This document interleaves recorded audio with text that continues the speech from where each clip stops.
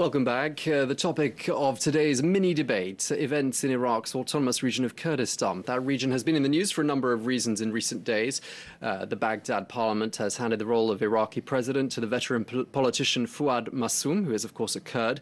It's a largely ceremonial post, and in line with unofficial power-sharing agreements, the president is always a Kurd, the prime minister a Shiite, and the speaker is a Sunni. Other events in Kurdistan for several weeks now, Kurdish Peshmerga fighters have been battling militants from the self-styled Islamic State, and in several areas they're providing the only effective counterweight to these advancing jihadists. But how long will that last? Well, to help us make sense of all of these goings-on, I'm joined by Abdulrahman Suleiman, who is a Iraqi writer and political activist. Thank you very much indeed for joining us. I'm joined once again by Ardivan Aslani, who's an international lawyer, author and regional expert. Thank you to you. And for a Kurdish perspective, I'm joined by Shwan Zulal, who is a Kurdish blogger, political and risk analyst, who joins us from London.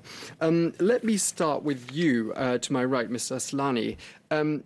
Events at the weekend, very serious changes in what has been a volatile situation that's lasted several months. Give us a wrap. No, that is correct. Up until recently, the Baghdad government had a tendency to qualify the Kurds as cooperating with the Islamic radicals who took over Mosul by saying that they basically were looking at opportunities to expand their own territorial gains by recovering Kirkuk.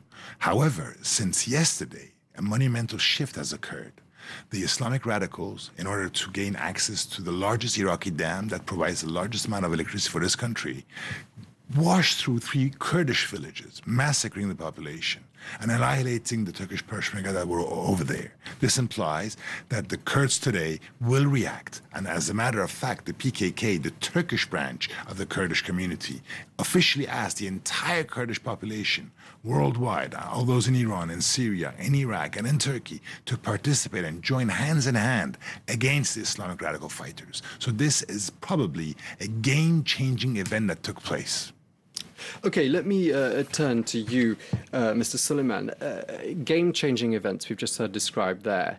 And what we've not seen up until this point, in what's been several months of unrest in your country, in Iraq, is any sense of coordination. You've had the Peshmerga doing one thing, you've had people in Baghdad and the armed forces that are still operating doing something quite different. They seem to be working together. Is that promising? Is this a step forward, in your opinion, in terms of beating that common enemy? Before the decision of today, no. There were not any kind of coordination, military coordination, between Baghdad and Erbil. They led the position to the Kurdish Peshmerga, Kurdish fighters, since almost 2 months.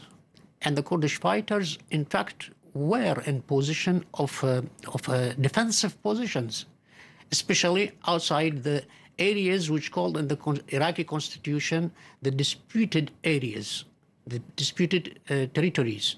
So the Kurdish, they have not the decision to transition this defensive position to offensive position. Today, we can say, just today, we can say there is some military coordination between Baghdad and Erbil, because the decision of Nour al-Maliki to supporting the Kurdish fighters by the Iraqi Air Force. It was the first time. That's this kind we can speak about it. Beside of that, today to change the position of Kurdish from defensive to offensive, in fact, it's very possible and very effective. Beside this point, there are other points. There is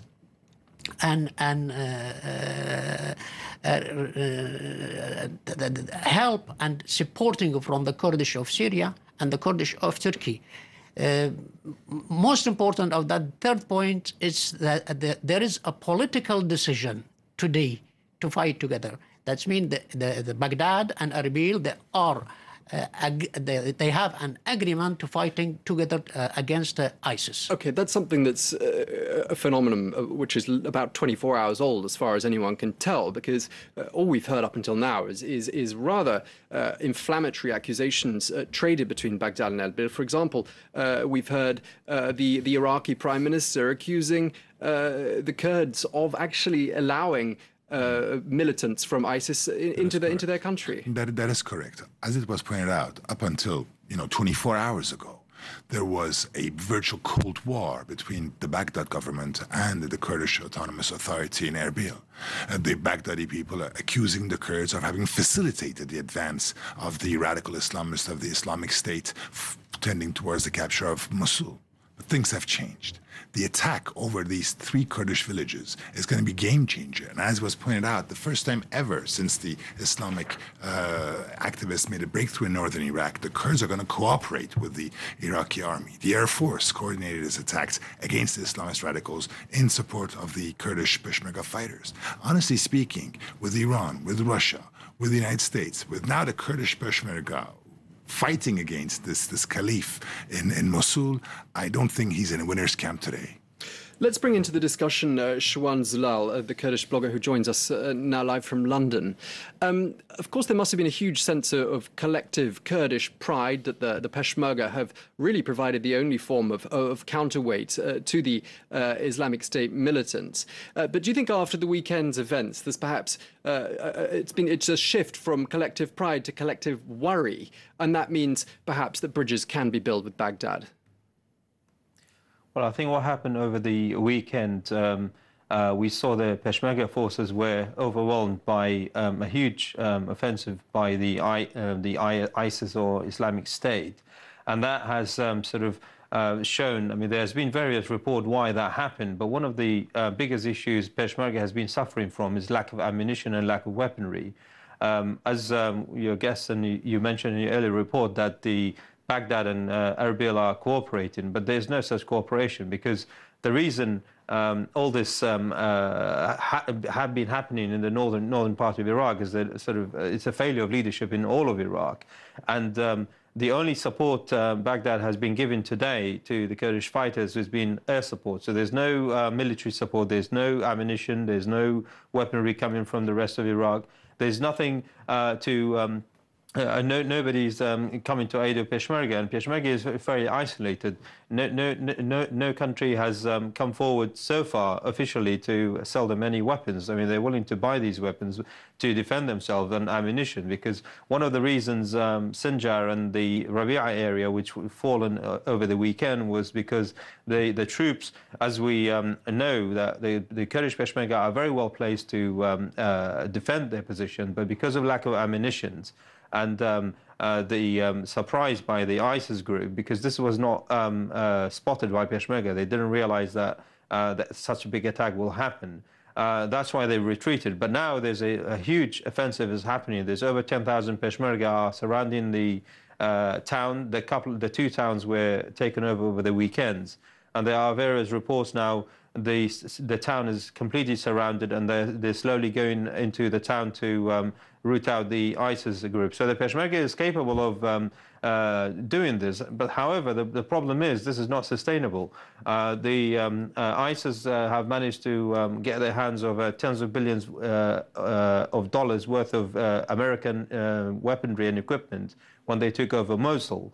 And the KRG, or the Kurdish Peshmerga, has weapons which is at least 30, 40 years old, very old tanks, and some of the weapons they use is no match for... So a major imbalance, as you say. And let me just bring you into this, Ardivan, because you had a point you wanted to make. I don't think it's going to be, the imbalance is going to last for long. Let us not forget that the Peshmerga, when they took over the Tikrit area of, the Kirkuk area of Kurdistan, they basically had access to the Iraqi army base over there, which was one of the best furnished in all of Iraq.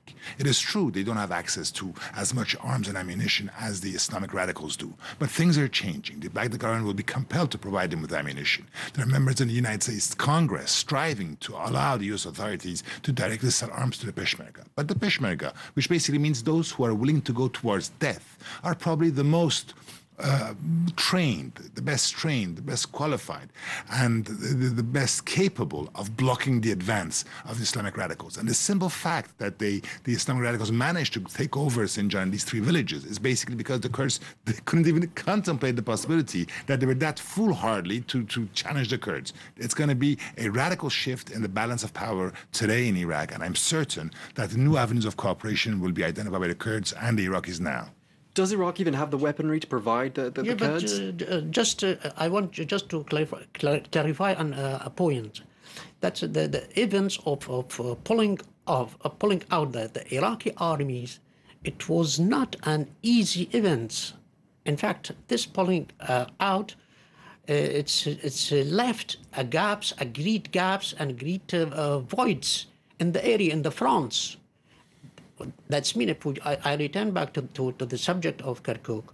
When the Iraqi army led Kirkuk, in fact, the Peshmerga, the Kurdish fighter, they was obliged to fill this kind of gaps.